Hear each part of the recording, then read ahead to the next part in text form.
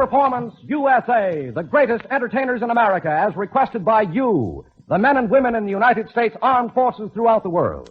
Command Performance, presented this every week till you're home from the hospitals and back from over there.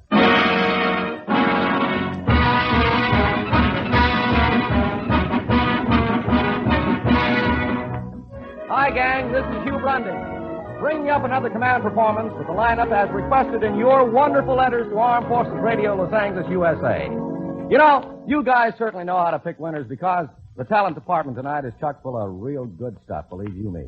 Now, to start the ball rolling, we've got a gal you've seen starred in many a picture. The most recent one was The Champion, a very appropriate title for this wonderful gal because when it comes to looks and talent, brother, she's a champion. And here she is, Marilyn Maxwell.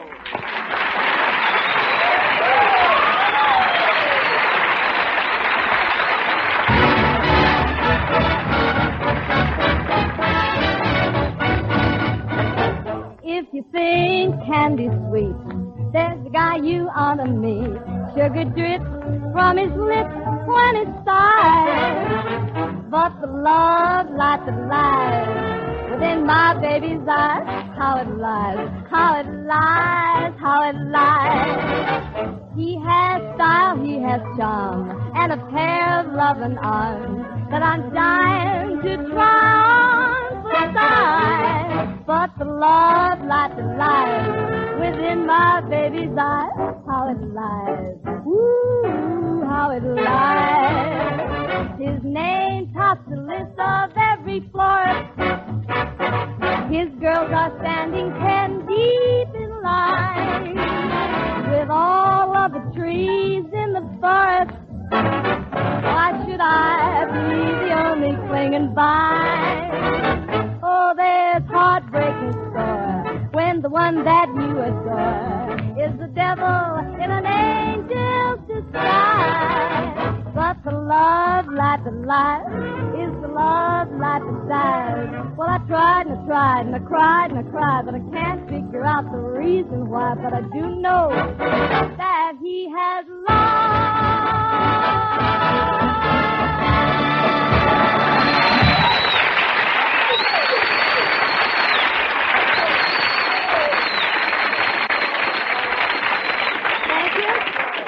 Oh, Marilyn, believe me, that was wonderful. Gosh, you know, you stayed away from command too long. Well, I couldn't help it, Hugh. I've been awfully busy doing pictures and personal appearances, and, well, for the past 2 weeks, I've been ill. Very ill. Gee, I'm awful sorry to hear that, Marilyn.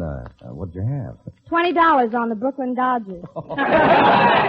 No, just what you mean. I blew a few coconuts in that direction myself, you know. How about giving us a little advance information on what we've got cooking here tonight, huh? Well, sure thing, Hugh. Standing in the wings waiting for the command to step up to the mic is a young man that starred with the famous Dead End Kids. He's an ex-GI who's come a long way up the ladder of success on his own since then, doing radio, pictures, and theater appearance. And here he is, the very versatile Bobby Jordan.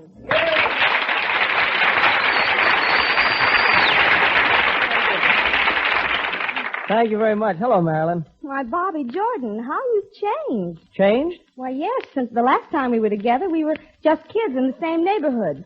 You always tried to kiss me, and I remember you wore those loose-fitting clothes and had long, scraggly hair. Yeah, I remember, too. You wore those tight-fitting dresses and had long, sharp fingernails. Well, I'm certainly glad to see that you've changed from a tough little ragamuffin to a nice-appearing gentleman. Yeah, ain't that quaint? Bobby, you don't mean ain't. You mean isn't. Oh, yeah. Isn't that quizzing? Oh, well, it's no use. We better get to the talent. Bobby, I understand you really dreamed up a swell routine. What's it going to be? Well, Marilyn, I've often wondered about folks watching someone doing impersonations of various movie stars, and if they didn't think of them as being a thief because they were doing something that doesn't belong to them. Well, I'd like to say that the people who are being impersonated are the ones who are really the thieves. And just as an example, if you will, picture yourselves in a courtroom where Charles Boyer is on trial for stealing scenes in all his pictures. The prosecuting attorney is Jimmy Cagney, the judge is Ronald Coleman, and the defense counsel is Razzle Bathroom.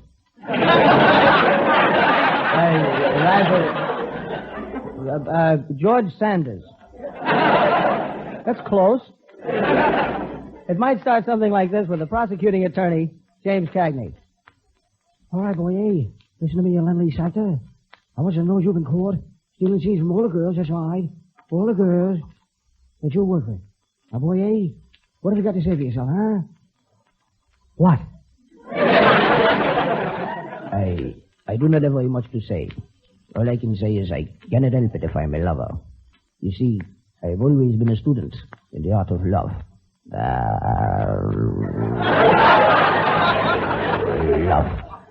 Love.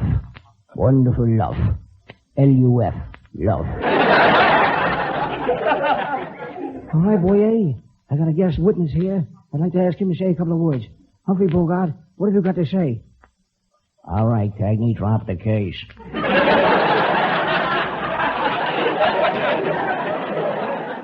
Thank you, Humphrey Pushcart.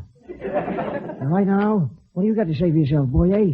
Well, right now, I would like to have my attorney represent me, Mr. George Sanders.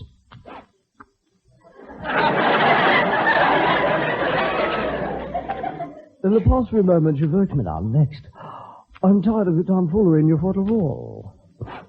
And if you keep this up, you shall enjoy the immediate distinction of having your face colliding with my fist.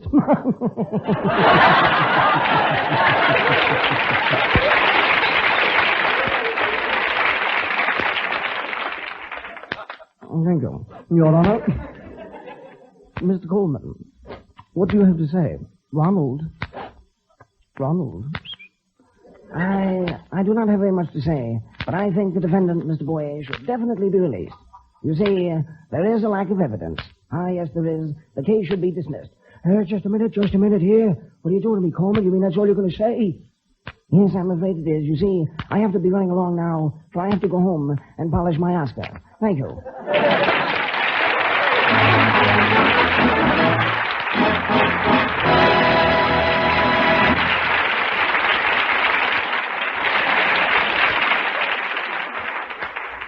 Oh, that's slightly sensational, Bobby. But don't go away, because it's time now for another wonderful guest. She's a gal whose capital records are really capital. As soon as her platters reach the music stores, they're all gone. For this and other reasons you'll soon see, she's known as the real gone gal, Miss Nelly Letcher.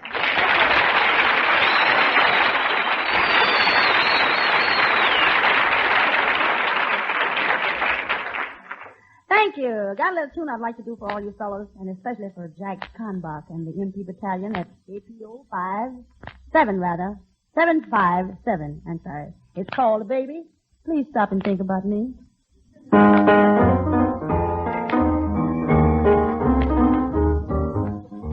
Someone else turns the lights down low, and all you hear is your heart beating slow. If you're afraid that you can't say no, baby, please stop and think about me. If someone else kind of starts that thrill, you want to stop, but you haven't the will. If every kiss makes your feet stand still, baby, please stop and think about me. Just keep an eye on your love. Don't let it go to waste. Love is like a bottle of wine.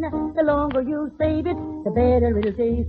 If someone else kind of hold you tight and take you up to the dizziest height, you know it's wrong, but if it seems right, oh, baby, please stop and think about me.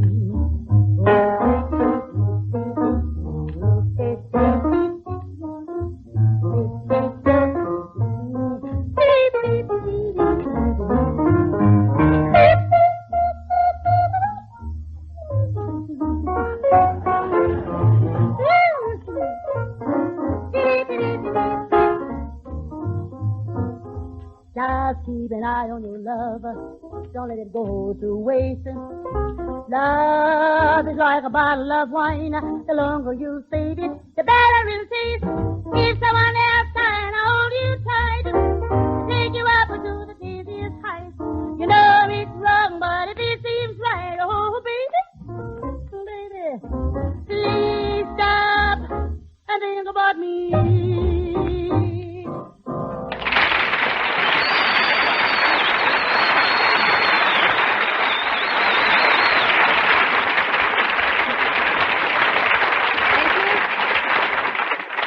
Swell. Well, there's only one Nelly Letcher, one of our favorite people.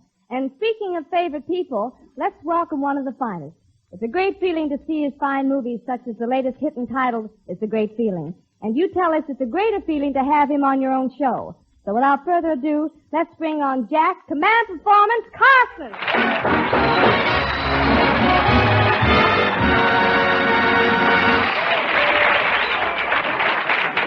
Hi, everybody. Hello, Marilyn, you gorgeous, lovable, delectable creature. Come here right in my arms.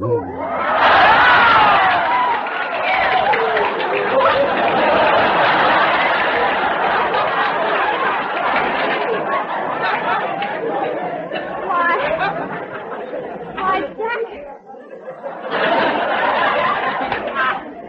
Jack Carson, you kissed me. Yeah. Some dames get all the breaks. Where do you get your license to kiss me? For this, you need a license, too? Look, I even brought you a present, something from my latest picture, The Good Humor Man. Now playing the Capacity House at your neighborhood theater, fresh popcorn in the lobby. Pretty hard thing to say. Oh, yes, Jack, that's very nice. Is it one of those chocolate ice cream things? I love them. No, it's my own concoction. It's chocolate-covered brown bread on a stick. Chocolate-covered brown bread on a stick? Yeah. I call it a pumpernickel sickle.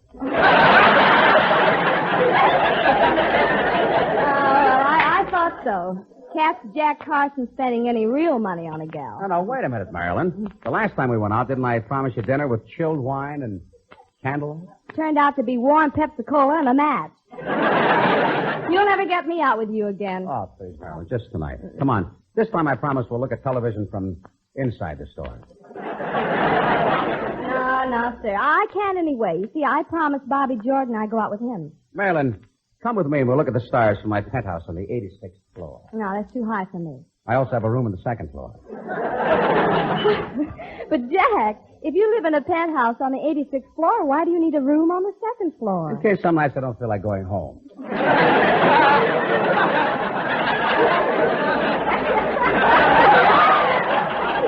No, listen, Jack, I'm not going out with you tonight. It's still Bobby Jordan, because, you see, he's a nice, talented kid. Talented? Mm-hmm. Why, because he does those imitations? Well, can you do them?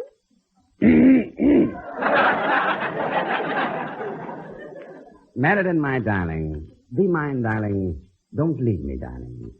Don't leave me to a lonely life of just sitting there every night polishing my Oscar.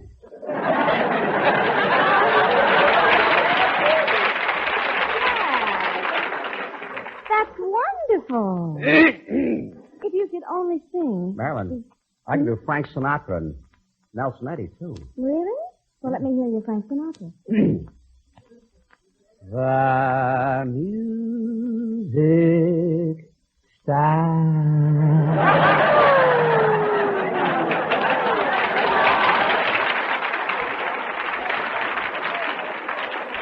Oh, Jack, that's terrific. Well, now that's Nelson Eddy. Nelson Eddy? Nelson Eddy, please. Okay, Nelson Eddy. Mammy's little baby like shortening. Mammy little baby like... Mammy's baby, I'll start again. Mammy's little baby like shortening. Mammy's little baby likes shortening. Mammy's little baby like shortening. Mammy's little baby like shortening. The music starts.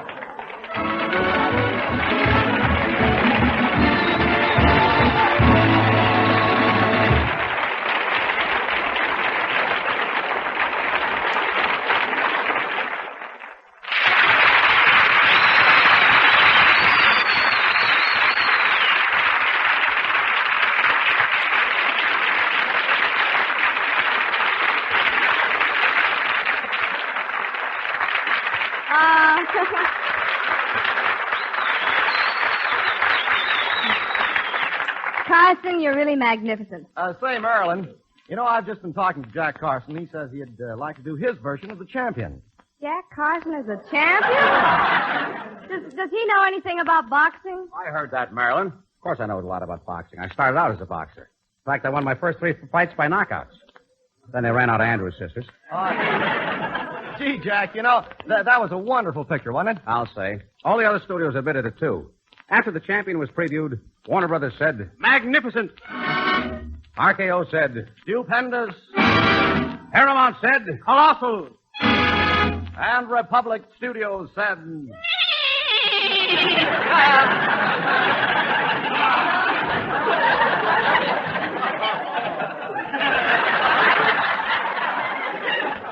So we're happy to be presenting the command performance version of this movie tonight. Playing the part of Midge Kelly, the prize heel, will be Mr. Jack Carson, who tonight will be known as Smudge Carson. I'm not sure I want to do this. Oh, sure you do, Jack. The part of Smudge is tailored to fit your talents. Gang, our drama tonight fits Jack Carson like a glove. And the title of our story is... The Chump.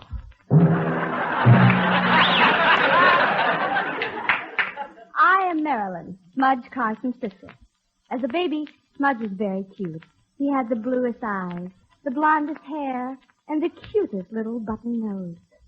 Yeah, and I almost starved to death on account of it. It was buttoned to my lower lip.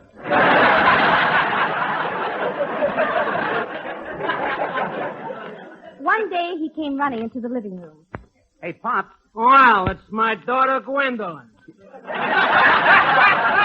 Oh, Pop, it's me, your son, Smudge. Look, Pop, can I have a suit of my own to wear? I'm getting tired of wearing sister's slacks. All the other boys laugh at me. I shouldn't laugh. After all, in this world, some people have, and some have not. That's why they laugh.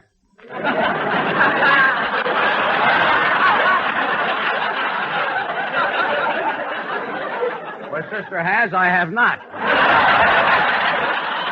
And they were way ahead of me there. Stop complaining and leave me alone. A man can't even read in his own house. Pop left the room, but I was determined to gain my point. So I followed him into the room where he always did his reading. The one room in the house where he loved to sit and read.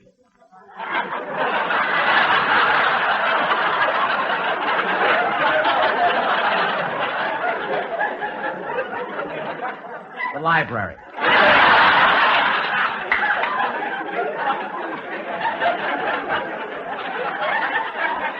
I opened the door.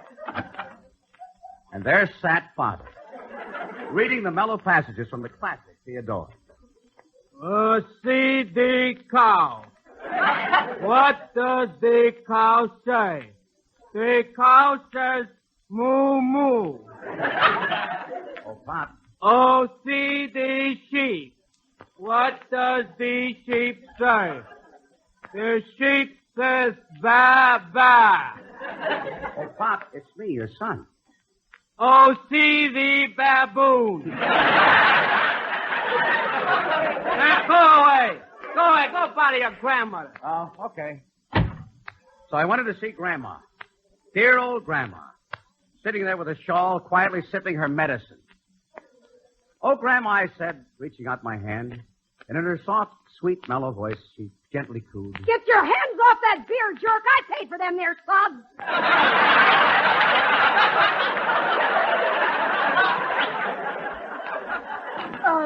Son. Yeah, Grandma? Time I had a little talk with you. How old are you now? I'm 12 years old. You lazy bum, when I was your age, I was 17. Now, you better go out and look for a job. But, Grandma, what kind of a job? Why don't you be a fighter, a great boxer? A boxer, but, Grandma, all those punches might change my looks. Well, what are you waiting for, stupid? Oh, Smudge, darling. What is it, Gertrude? Smudge, I hear you're planning to leave this town. Smudge, if you do leave town, remember what Horace Greeley said. He said, go west, young man. And then you know what happened. Yeah. The young men all went west, and Horace Greeley stayed east with all the girls. If I go, will you kiss me goodbye? Yeah, but gee, no girl would want to kiss me. I guess. Oh, Smudge. Smudge, you're so handsome, so rugged, so masculine. You're an Adonis. Oh. Oh, you're wonderful and marvelous and desirable. I am? Certainly. And the most beautiful girl in the world would give everything she has to get one kiss for me. She would? Yes. So what am I doing with a bag like you?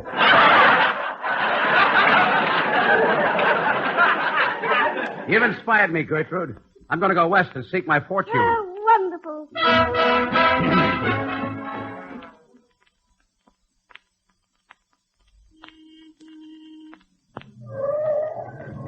Hiya, beautiful. How'd you like to ride with a lonesome gal? Heavens to Betsy and mercy sakes alive. On your way, you wolfess. I'm not interested. Aw, come on, snakehead. Don't play so hard. I didn't do a thing. Listen, honey, don't play so hard to get. Hop in. Madam, if you don't stop annoying me, I'll call the police. Oh, come on, dreamy eyes.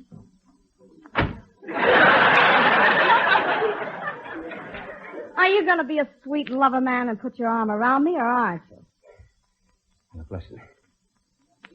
I never said this to a girl before, but Yes? I think I'll get out and walk. Madam, take your hands off me. Careful. Careful, you're going to rip my shirt. Oh, baby, you got a smooth chest.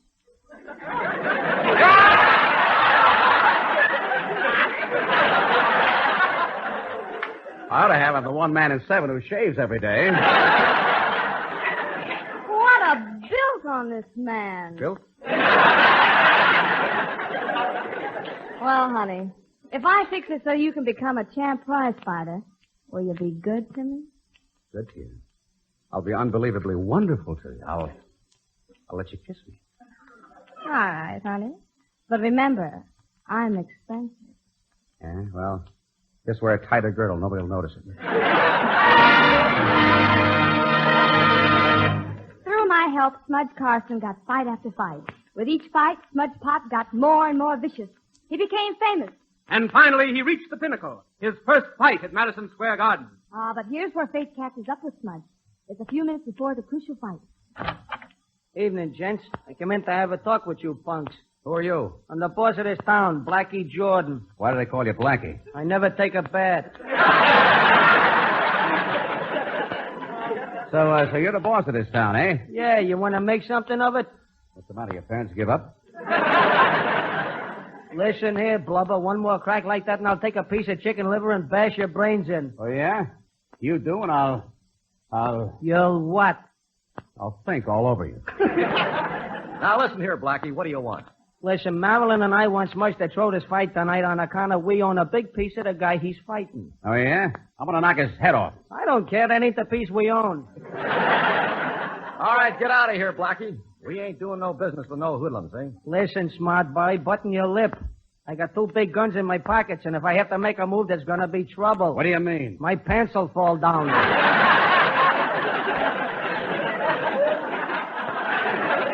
Well, look, Blackie, don't pick a fight with me. Look, I'm twice as big as you are. You know something? That don't scare me. I'll break you in half and fight you one at a time. Now, look, Smudge Pot, you know my time. Yeah? Either I throw the fight or you take me for a ride. That's it. Well, I ain't throwing a fight. You mean you'd rather go for a ride? Yeah. I'll pick you up at 8 o'clock. You bring the girls. Right.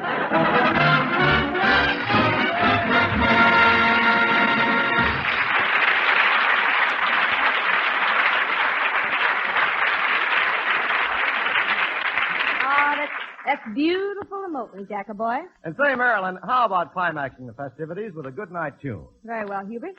Here's I'm in love with a wonderful guy. It's for all the bedside net workers, especially Ward B at Castle Point. I'm as corny as Kansas in August. I'm as normal as blueberry pie. No more smart little girl with no heart. I have found me a wonderful guy. I am in a conventional dinner with a conventional star in my eye. And you'll know there's a lump in my throat when I speak of that wonderful guy. I'm as tried and as gay as a daisy in May, and cliche coming true. I'm bromidic and bright as the moon, happy night, pouring light on the dew. I'm as corny as in August, high as the flag on the 4th of July. If you'll excuse an expression I use, I'm in love with a wonderful guy. I'm as tried and as gay as a daisy in May, a cliche coming true. I'm bromidic, bright as the moon, happy night, pouring light on the dew. I'm as corny as Kansas in August, high as the flag on the 4th of July. If you'll excuse an expression I use, I'm in love, I'm in love, I'm in love, I'm in love. I'm in love with a wonderful guy.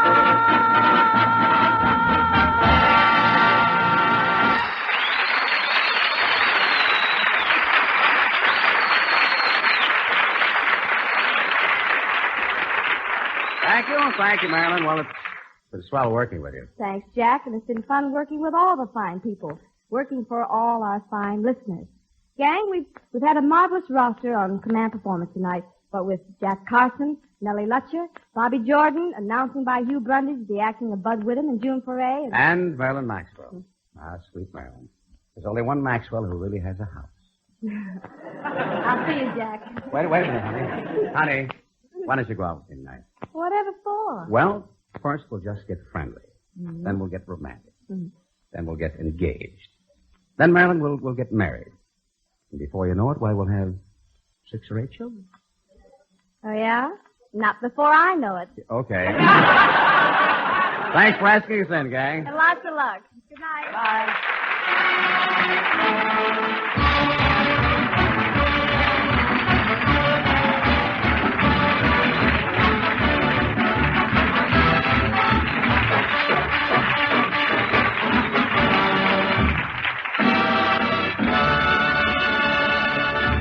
Hugh Brundage speaking. This program was arranged with the aid of the Hollywood Coordinating Committee. This is the United States Armed Forces Radio Service, the voice of information and education.